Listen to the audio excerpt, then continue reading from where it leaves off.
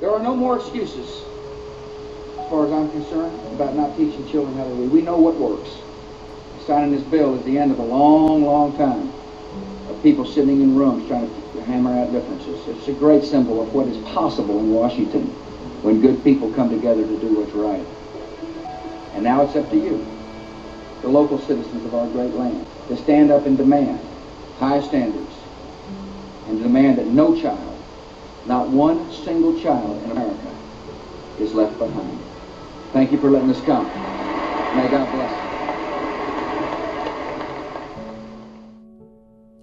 It's been nearly a decade since the passage of No Child Left Behind, which gave the federal government unprecedented influence over public education across the nation. At the time, many had believed this to be an instrumental step forward, but in the years since, educators have almost universally denounced the bill as having done more harm to public education than to improve it. America has reached a critical point in the global timeline where it can no longer afford to have a poor system of education. In a new global economy where education is paramount to success, American education needs to be brought to the same level as other world nations, or else this nation will be left behind. With the Obama administration and Education Secretary Arne Duncan pushing forward with revisions to No Child Left Behind and programs like Race to the Top, we need to ask questions about one of the most influential entities in American education, the federal government. Where do they belong in the system of public education? What are the limits to what they can do? And what should they change in order to truly produce improvement in the education of our nation's youth?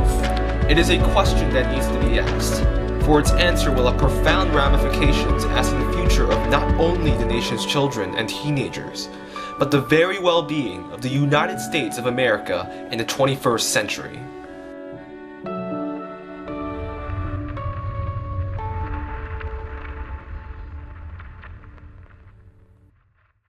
According to the 10th Amendment of the Constitution, the federal government does not have the power to directly affect education, as that is not a power provided by the Constitution, and therefore reserved to the states and the people.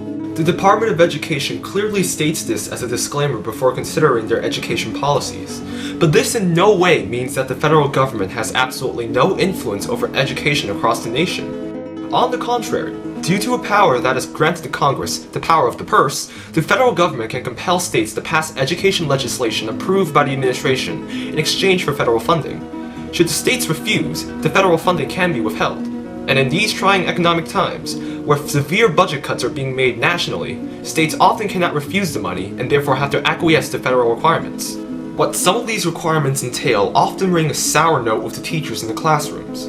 One of their biggest issues with No Child Left Behind was its emphasis on testing and the use of those test scores as measures of success or failure for schools and teachers. You'll hear from teachers frustration that the tests aren't really accurate in evaluating the accomplishments of their students. You'll hear from parents frustration that the students are only being taught for the test, and so they're actually not really learning what they need to be learning. What I thought was happening in terms of too much standardized commercial testing of kids and how much we were starting to build our programs about hitting a cut score is really damaging, because then if a student is being told that no, your success is measured by your accomplishment on this multiple choice test, right? But that student doesn't think in that way, right? That student is a kinesthetic learner, learns by doing, or that student learns so much better when he or she is able to express that correct answer, not by filling in a bubble, but by producing a piece of writing, by producing a piece of music. You know, there are all of these other elements of academic success that are just sort of shunted aside in favor of this. We only have this one measure of success, right? Obviously, you need assessment. You need reliable assessments. There's a legacy of No Child Left Behind going back into the Clinton administration. So what you've seen develop as a federal response with regard to education in the United States to try to provide levels of measurable improvement with regard to student performance, and that's always been somewhat tied to the idea of accountability in teaching. They're talking about judging an entire school on whether or not 100% of the kids hit a particular test score. Now they're talking about judging individual teachers on nothing more than whether or not the kids hit a cut score on a commercial test. It's insane. There has to be accountability, but test scores are not the way to do it, right? It's asking questions. It's allowing teachers to be excited about what they're teaching. Nobody wants to see kids fail. So I think the motive behind all of these programs, No Child Left Behind, Race to the Top, and the smaller sort of state and then community-based versions of those things, they certainly have maybe not the best interests of the child or the student in mind, but definitely they're working toward a positive end. And so I appreciate that in a theoretical sense. I think that in practice, it ends up being so much more about the money than it does about real, meaningful progress. If you look at the scores for 17-year-olds, and these are kind of high school seniors, which you might call the final products of our school system, if you look at their scores over the last roughly 40 years, they're almost completely flat. No improvement whatsoever. This despite a roughly 300% real increase, inflation-adjusted increase, in federal per pupil spending.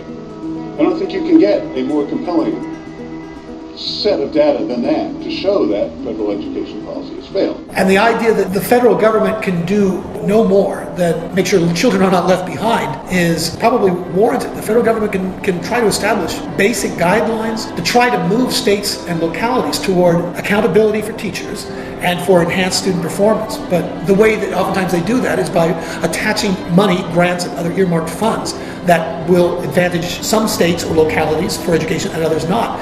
And just having more money doesn't mean you're going to solve the problem of education. Education is a moral endeavor. From a federal standpoint, it's a means of really bringing everyone into the fold and not allowing a state to basically cheat their students out of a fair and quality education.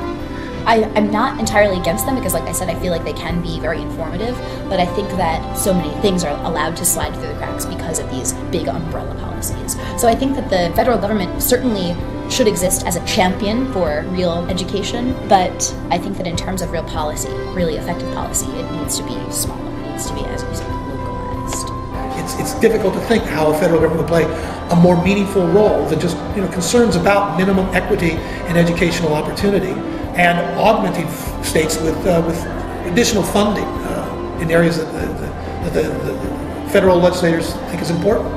Constitutionally, education is a state and local matter, but in times when leadership is needed in the face of crisis, the federal government is obligated to pitch in to ensure the well-being of the nation's education. But policies that focus primarily on test scores and money won't produce the world-class education we desire, for money alone will not improve the state of public education. The federal government is needed in advocating education and ensuring equity and quality in all 50 states. But ultimately, the power to improve education rests with the teachers and educators in schools working tirelessly to prepare the nation and its youth for the future. They are the ones who know their individual students best, with all their unique strengths and weaknesses, not the policymakers and bureaucrats.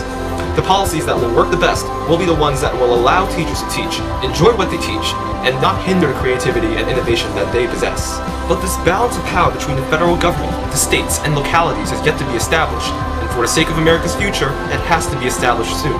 Far too many have already been failed by the system and lost to mediocrity, and if this nation intends to succeed in the coming decades, it cannot afford to lose any more.